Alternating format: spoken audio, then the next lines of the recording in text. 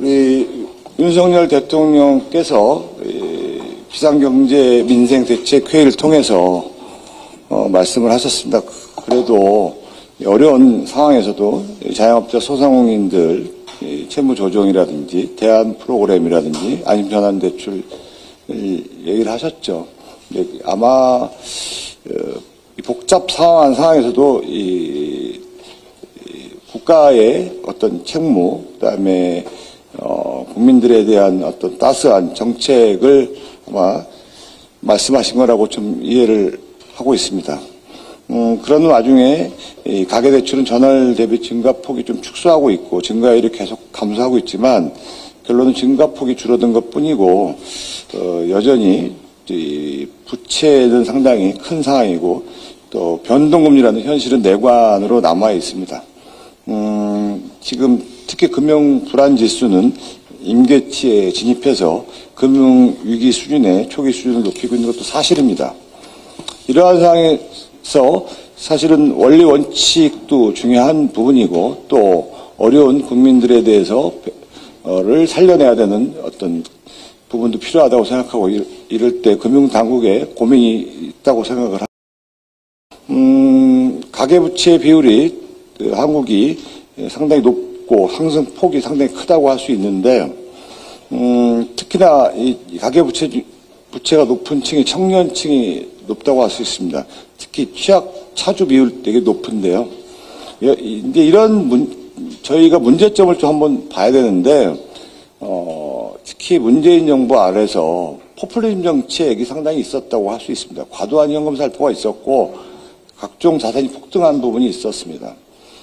당시에 청년들이 갖고 있는 여러 가지 상실감중이 있었죠. 여러 사람들이 자산이 상당히 집벽하게 있었고, 집값이 폭등하고 있는데 본인들은 상당히, 거기 소외되는 부분이 있었고, 소위 얘기해서 포모 증후군이라는 데서 소외되는 이것이 증가를 되면은 국가로부터 버림받았다는 느낌도 들고 거의 정신병 수준에 이를 정도로 나라의 어떤 근간이 무너지는 이런 부분들이 생길 수 있었습니다. 이 부동산 정책이었다고 할 수 있습니다. 이 181억 석이라는 절대 권력에서 부동산 시장이 왜곡되었다고 할 수 있습니다.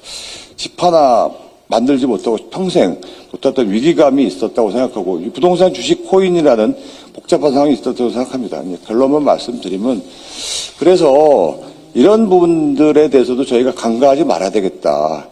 물론 투자의 책임은 개인에게 있는 것만큼 모랄 해저드가 발생하지 않아야 된다는 부분이 있겠지만 이게 개인의 또 파산이 국가 전체로 본다면은 큰 손실로 이어질 수도 있고 또 연쇄적인 파급 효과가 있을 수가 있습니다.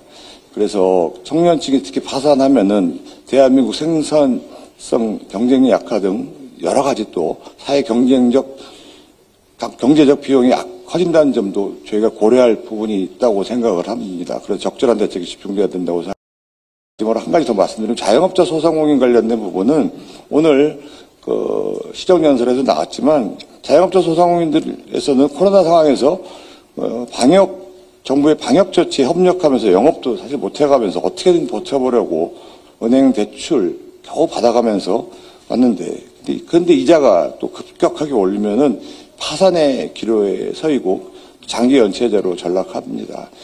이런 부분에 대해서 대출 이자에 관련된 부분에 대해서 어떻게든지 간에 살아갈 수 있는 방안도 해주고 이자 감면이라든지 그다음에 연장 조치가 따르지 않는다면은 국가를 믿고 방역 조치를 협력한 부분 그다음에 또 지금 자영업자 부채가 어마어마한 가계부채가 증가하고 있는데 이것은 지금 응급실에서 정말 즉각 조치를 해주지 않는다면 나중에는 만성으로 저희가 계속 심각한 문제에 도달할 수 있다는 부분도 간과하지 말아야 되겠다 생각을 하고요.